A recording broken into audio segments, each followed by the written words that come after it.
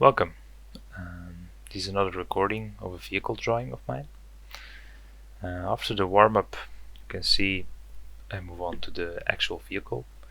And I start by blocking out the major shapes of the Oldtimer with a C1 Copic marker. It helps in the beginning to just block it out with a marker to avoid all the mistakes you could be making in terms of proportions when drawing directly with a pen. Normally I draw with a pen always, but because of the complexity of the shape, it's rather somewhat organic shape, I start out with the marker just to feel it out.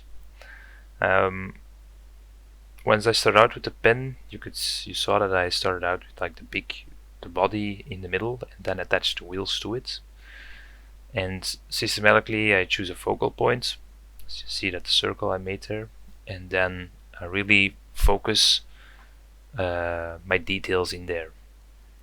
So mainly at the front parts, um, and don't put too many things in the back.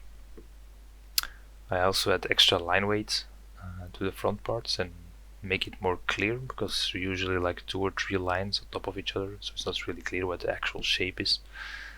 And then just start adding details. That's where the fun happens.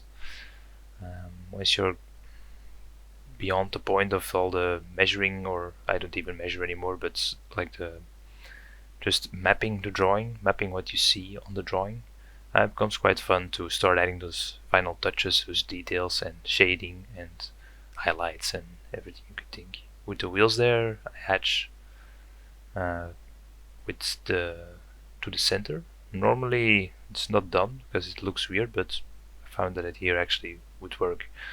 Um, and see, really putting more and more details in the wheel, and finally move on to the gel pen to put on highlights.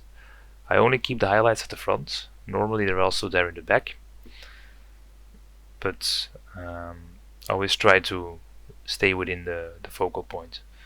And even add extra line weight to the front to make it really pop.